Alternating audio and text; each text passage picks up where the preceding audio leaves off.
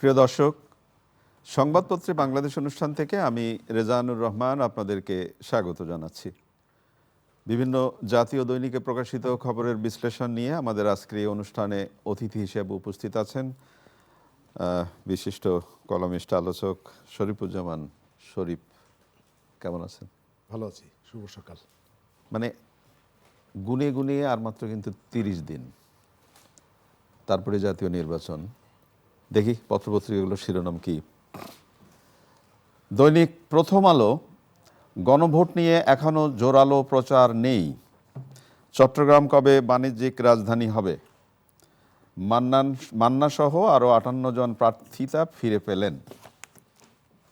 দৈনিক যুগান্তর, জাতীয় সংসদ নির্বাচনের বাকি 1 মাস, ভোট নিয়ে দলগুলোর মধ্যেই উদ্বেগ উৎকণ্ঠা, ফের মুখোমুখি ইরান যুক্তরাষ্ট্র, পাল্টাপাল্টি হামলার হুমকি। দৈনিক সমকাল, সীমানা নিয়ে আদালতের আদেশ, ভোটে বিপত্তি, ইরানে বিক্ষোভ আরও বিস্তৃত, দমনপীড়ন, মৃত্যুও বাড়ছে। কালের কণ্ঠের শিরোনাম, সুষ্ঠু ভোটে এখনো অনেক চ্যালেঞ্জ, দক্ষিণ এশিয়ায় মূল্যস্ফীতির শীর্ষে বাংলাদেশ। দৈনিক ইত্তেফাক, স্বাধীনতার স্বপ্ন দেখছে ইরানিরা, সহায়তা করবে যুক্তরাষ্ট্র, ট্রাম্প বলেছেন। অবৈধ অস্ত্র উদ্ধার ও সন্ত্রাসী গ্রেপ্তারের নির্দেশ ইসির। বাংলাদেশ প্রতিদিন, রাখাইনে ত্রিমুখী সংঘর্ষ, জমজমাট হচ্ছে ভোটের মাঠ। মানবজমিনের শিরোনাম, আর মাত্র 30 দিন, বিএনপির ইশতেহারে গুরুত্ব পাবে জনমুখী ইস্যু, নয়া মার্কিন দূত আসছেন আজ। খবরের কাগজের শিরোনাম, ইইউ অন্তর্ভুক্তি অংশগ্রহণমূলক নির্বাচন চায়, জনগণের প্রতি সরকার, গণভোটে হ্যাঁ ভোট দিন, রাখাইনে সংঘর্ষের উত্তাপ এপারে। আমার দেশ পত্রিকার সেকাল একাল, আমাদের সময়, বিদ্রোহীদের চাপে বিএনপি, দ্বিতীয় দিনে প্রার্থিতা ফিরে পেলেন মান্না সহ 58 জন। রূপালী বাংলাদেশ, প্রশ্নভাসে বিতর্কিত পরীক্ষা, ভোটের বাকি 1 মাস, প্রস্তুতিতে ব্যস্ত ইসি। বাংলাবাজার পত্রিকা, আসন সমঝোতা, জটিল সমীকরণে জামায়াত জোট। সময়ের আলো, নির্বাচনী প্যাচে অর্থনীতি। ইনকিলাবের শিরোনাম, দুষ্ট চক্রের ফাঁদে অর্থনীতি, মাহফুজ আলম বলেছেন, আরেকবার চেষ্টা করে দেখতে চাই, নতুন রাজনৈতিক শক্তি গঠনের ইঙ্গিত। দৈনিক সংগ্রাম, ইউরোপীয় ইউনিয়ন নির্বাচনে বড় পর্যবেক্ষক দল পাঠাবে। কালবেলা শিরোনাম, ভোটে বাধা মনে করলেই গ্রেপ্তার, অভিমানী নেতাদের নিজেই ডাকছেন তারেক রহমান। আজকের পত্রিকা, বিদ্রোহে ভুগছে বিএনপি, প্রার্থীদের 3 ভাগের 1 ভাগ তরুণ যুবা, সরকার কোনো দলকে বাড়তি সুযোগ দিচ্ছে না, শফিকুল আলম বলেছেন।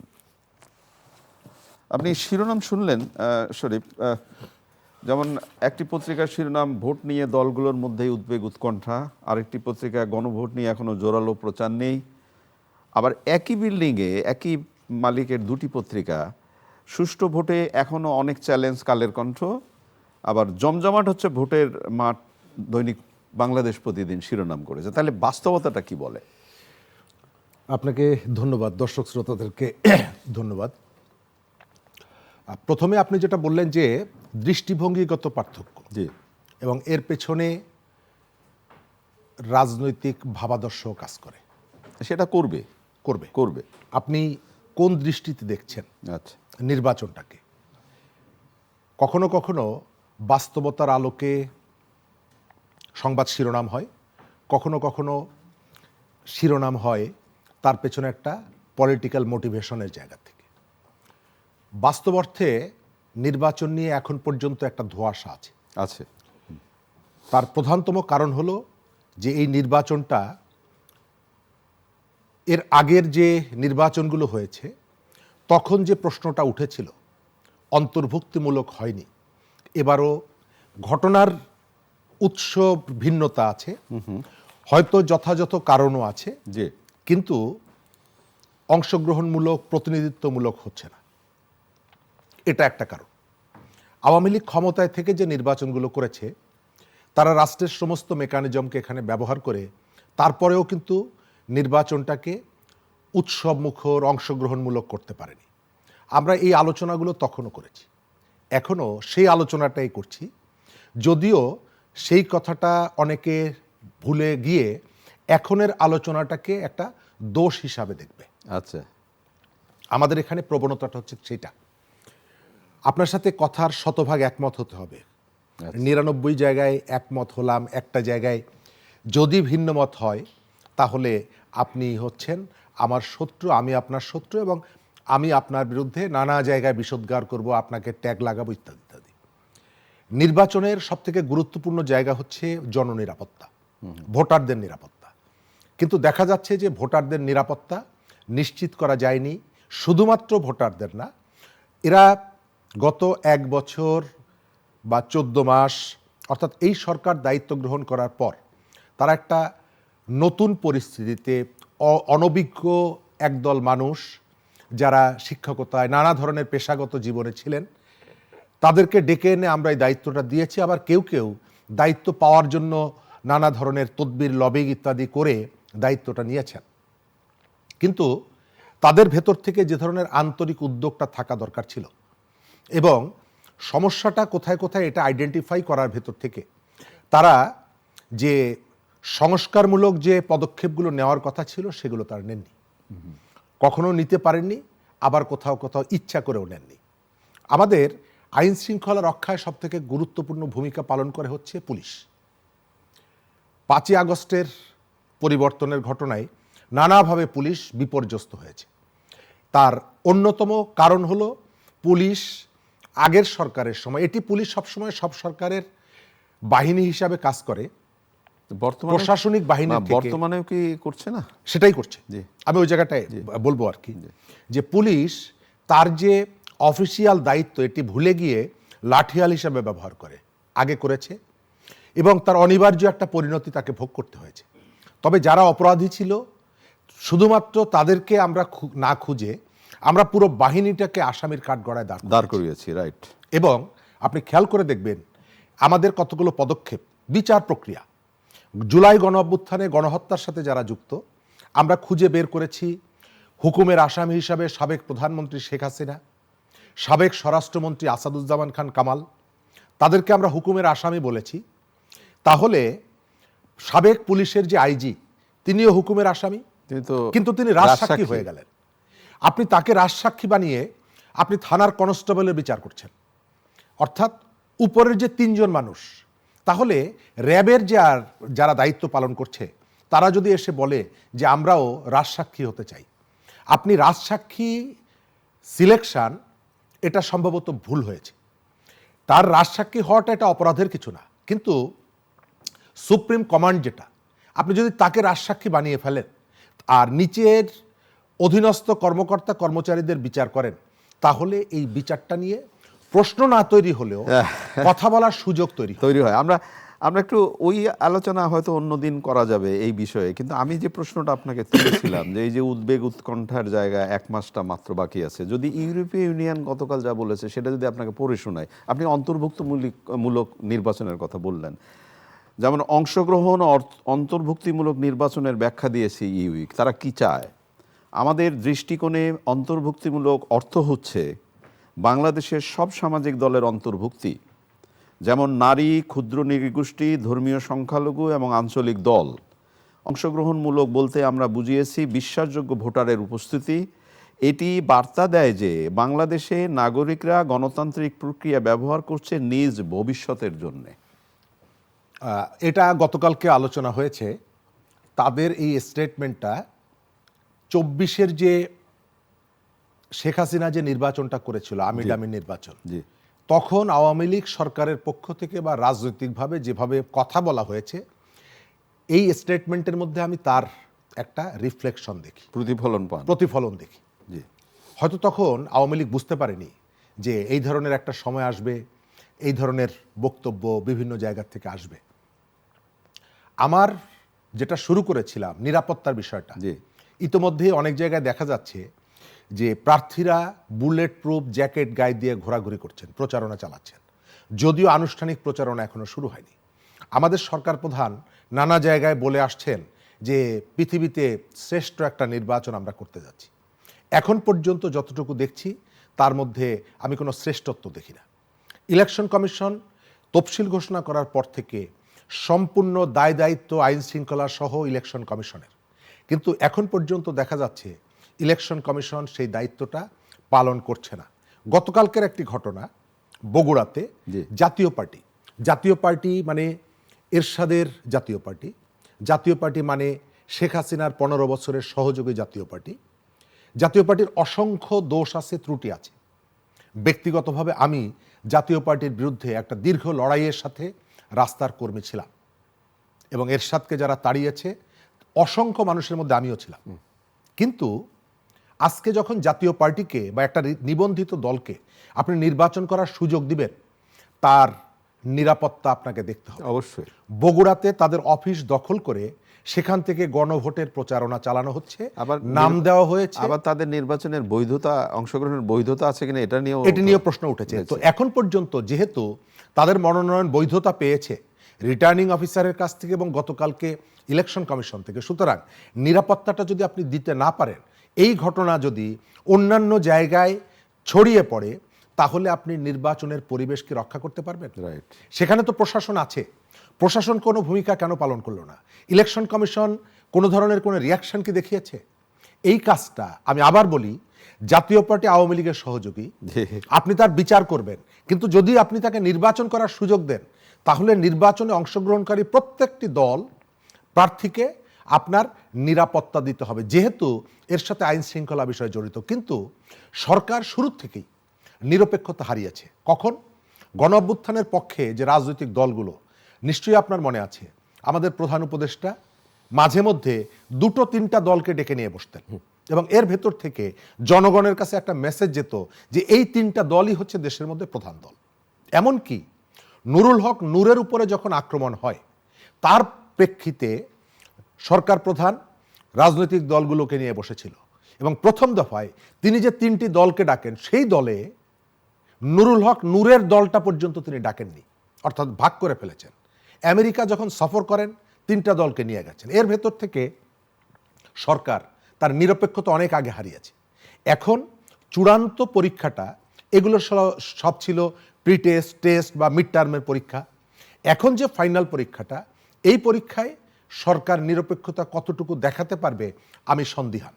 কারণ এই সরকারের ভেতরে একাধিক মানুষকে আমরা বিভিন্ন সময়ে দেখতে পাচ্ছি মব থেকে শুরু করে অনেকগুলো অন্যায় কাজের পক্ষে নানাভাবে সাপোর্ট করতে। সুতরাং তাদের ধারণা করি তাদের একটা রাজনৈতিক কনসেপ্ট আছে, রাজনৈতিক বিশ্বাস আছে। সেই বিশ্বাসের প্রতিফলন যদি তারা নির্বাচনে করতে চান, তাহলে নির্বাচনটা অবশ্যই প্রশ্নের মুখে পড়বে। অনেক ধন্যবাদ আপনাকে। একটা অতীত ইতিহাস, বেশি দিনের তো না, মাননীয় প্রধান উপদেষ্টা যুক্তরাষ্ট্রে গেলেন বা বিদেশে গেলেন আর কি, এবং মাহফুজ আলমকে সাথে নিয়ে গেলেন এবং সেখানে তিনি সবার সামনে পরিচয় করিয়ে দিলেন he is a master mind. সেই ভদ্রলোকের তো এখন কোনো খবর নাই এবং উনি আজকে যেটা বলেছেন, পত্রিকায় শিরোনাম হয়েছে, নতুন রাজনৈতিক শক্তি গঠনের আরেকবার চেষ্টা করে দেখতে চাই। আমি মাহফুজ আলমের এই যে প্রত্যাশাটাকে অ্যাপ্রিসিয়েট করি। রাইট। গতকালকে তিনি তার সোশ্যাল মিডিয়ায় একটা স্ট্যাটাস দিয়েছেন, তার উপরে রিপোর্ট। জি। মাহফুজ আলম গণ অভ্যুত্থানের পেছনে থেকে মূল যারা দায়িত্ব পালন করেছেন তাদের একজন। আমাদের প্রধান উপদেষ্টা তাকে মাস্টার মাইন্ড বলেছেন। এটি নিয়ে প্রচুর আলোচনা সমালোচনা হয়েছে। মাহফুজ আলম নির্বাচন করছেন না, তিনি চাইলে কিন্তু সরকারের আরো 1 মাস মন্ত্রী হিসাবে থাকতে পারতেন, তিনি থাকেননি। তার একটা প্রত্যাশা ছিল যে তারা বাংলাদেশে একটা নতুন রাজনীতির ধারা তারা তৈরি করবেন, করেছিলেন। এই প্রত্যাশাটা তো আমাদেরও ছিল। কিন্তু এখন এসে আমরা যেটা দেখছি, মাত্র কয়েকটি আসনের বিনিময়ে শুধুমাত্র যারা অ্যাক্টিভলি এনসিপির মিছিল মিটিংয়ে যান, তার বাইরেও একটা বিরাট সমর্থক গোষ্ঠী গড়ে উঠেছিল। তাদেরকে ভোট দিতেন না, কিন্তু তাদের জন্য শুভকামনা ছিল। এই ধরনের একটা বিরাট জনগোষ্ঠী গড়ে উঠেছিল, কিন্তু তারা শেষ পর্যন্ত তাদের সেই কমিটমেন্টটা রক্ষা করতে পারলেন না। তারা কোথায় গেলেন? সেই দলের সাথে যে দলের সাধারণ সম্পাদক কিছুদিন আগে বলেছিল যে নতুন জন্ম নিয়েছ, বাবাকে টপকানোর চেষ্টা করো না। অর্থাৎ তখন তিনি বলে দিয়েছিলেন আমাদের সম্পর্ক হচ্ছে পিতা পুত্র, সন্তান শেষ পর্যন্ত পিতার কাছে ফিরে যাবে। এটি যদি আমাদেরকে আগে বলতো, তাদের পক্ষে হয়তো টুকটাক যে বিভিন্ন জায়গায় যেভাবে প্রত্যাশা করেছি সেটা করতেন। তাদের পক্ষে যেভাবে কথা বলেছি হয়তো সবাই বলতাম। অনেক ধন্যবাদ। রাখাইনে গুলি হলো এবং ত্রিমুখী গুলি সংঘর্ষ, এবং আমাদের একজন শিশু, আমাদের বাংলাদেশের একজন শিশু মৃত্যু যন্ত্রণায় কাতরাচ্ছে, এই দায়টা কার?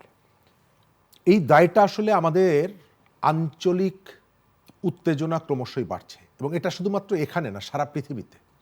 পৃথিবীর সব থেকে শক্তিধর দেশ আমেরিকা সেখান থেকে বলে দিচ্ছে অমুক দেশের প্রেসিডেন্টকে আমরা ধরে নিয়ে আসব, তারপর সেখানে আমার ধরে নিয়ে আসবো তো শুধু না, ধরে নিয়ে এসেছে স্ত্রী সহ। হ্যাঁ, গতকালকে শুনলাম যে কিউবার সরকারকে ফেলে দিয়ে সেখানে আমেরিকার প্রতিরক্ষা মন্ত্রীকে সেখানে দায়িত্ব দেওয়া হবে। অর্থাৎ পৃথিবীটা যে ম্যাট কাউদের দখলে চলে গেছে, পৃথিবীটা যে শক্তির দখলে চলে গেছে, এর অনিবার্য পরিণতি একসময় না একসময় ভোগ করতে হবে।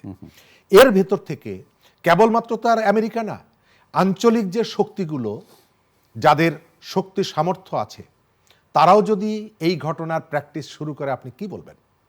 রাশিয়া ইউক্রেন দখল করে নিয়েছে, আমেরিকা ভেনেজুয়েলা দখল করে নিয়েছে, চায়না যদি কালকে অন্য কেউকে দখল করে নেয়, আপনি কি তাকে বাধা দিতে পারবেন না? তাহলে রাখাইনের এই যে সমস্যা, আমার রাখাইনের মারা গেল, মারা যায় যে অবস্থা, হ্যাঁ, তাহলে কি আমি আমার কি আমার দোষ? অবশ্যই আমার দায় আছে। আমার দায়টা কি? আমি এই সংকটটা নিরসন করার কোনো উদ্যোগ গ্রহণ করিনি। রাইট। আজ থেকে 6 মাস আগে বলেছিলাম কয়েক লক্ষ রোহিঙ্গাকে দেশে পাঠিয়ে দিচ্ছি, তারা গিয়ে ঈদ করবে। হ্যাঁ, প্রকাশ্যে বলে এসেছিলাম। আমরা এই রোহিঙ্গাদের সাথে গণ ইফতার করেছি এবং তাদেরকে আশ্বাস দিয়েছি তোমরা বাড়ি ফিরে যাবে আগামী ঈদে। এত বছর আমাদের ভাইয়েরা, আমাদের সন্তানরা ভারতের গুলিতে নিহত হয়েছেন, ফেলানি সহ। এখন আমাদের সন্তানরা মিয়ানমারের গুলিতে গুলিবিদ্ধ হচ্ছেন, কিন্তু রাষ্ট্র বা সরকার তারা নির্বিকার। তাদের পক্ষ থেকে যে ধরনের উদ্যোগগুলো থাকা দরকার ছিল সেই উদ্যোগগুলো নেই, বরং তারা এমন কতগুলো সংঘাতের দিকে দেশকে জড়িয়ে ফেলছে, যেটা নতুন যে সরকার দায়িত্ব নেবে তাদেরকে একটা সংকট মোকাবেলা করতে হবে। উদাহরণ, গত 2 দিন আগে আপনি দেখেছেন আমাদের নিরাপত্তা উপদেষ্টা আমেরিকায় গিয়ে বলে এসেছেন যে গাজায় যে আমেরিকার সেনাবাহিনী, সেই বাহিনীর সাথে আমাদের সেনাবাহিনীকে যুক্ত করা হবে। যুক্ত করতে চান, সরকার চান। প্রশ্ন হলো, এই যে সিদ্ধান্তটা বা তার যে আকাঙ্ক্ষাটা, এটা কি তিনি বাংলাদেশের মানুষকে জানিয়েছেন কিনা? যে রাজনৈতিক দলগুলো সরকারকে সাপোর্ট দিয়ে টিকিয়ে রেখেছে, সেই দলগুলোর সাথে আলোচনা করেছেন কিনা? আর সব থেকে গুরুত্বপূর্ণ বিষয়টা, এটি কি ওনার বক্তব্য নাকি আমাদের প্রধান উপদেষ্টা সহ সরকারের বক্তব্য? যারই বক্তব্য হোক না কেন, আমি মনে করি যে সরকারের এই জায়গাটা স্পষ্ট করা উচিত যে বাংলাদেশের সেনাবাহিনীকে আমেরিকার সাপোর্ট নিয়ে যে ইসরায়েলি বাহিনী যেখানে ফিলিস্তিনে রক্ত ঝরাচ্ছে, যে ফিলিস্তিনির মানুষের সাথে আমাদের দীর্ঘদিনের সংহতি, সেই জায়গায় বাংলাদেশের সেনাবাহিনীকে ইসরায়েল এবং আমেরিকার হাতে হাত ধরে চলা যে সেনাবাহিনী, তাদের পাশে আমাদের সেনাবাহিনীকে দাঁড় করাতে চান কোন নৈতিকতার জায়গা এবং কোন কর্তৃত্বের ভিত্তিতে? কে জবাব দিবে? সরকারকে অবশ্যই জবাব দিতে হবে। আমাদের এখানে যেটা হয়, আমরা যখন ক্ষমতায় যার হাতে থাকে, সে মনে করে যে আমি সপ্তম আসমান দখল, তার মালিকানা। শেখ হাসিনার কাছ থেকে আমরা সেটা দেখেছি, কিন্তু চূড়ান্ত পরিণতি কখনো না কখনো যে হয় না, এটি তো আর অস্বীকার করা যাবে না। সপ্তম আসমান, অবশ্যই সবকিছুর দখল আমার, সবকিছুর দখল আমার। কিন্তু এই যে ঘটনাগুলো ঘটছে, এই যে শক্তির শাসন, দম্ভের শাসন, আইন আদালত কোনো কিছু মানব না, এই যে গণভোটটা হচ্ছে, বাংলাদেশের সংবিধানে কোথায় গণভোটের? না, ইউ তো বলছে এটা কিন্তু আমরা পর্যবেক্ষণ করব না, এটা আমাদের বাংলাদেশের গণভোটের ব্যবস্থাটা সংবিধানের কোথাও কি আছে?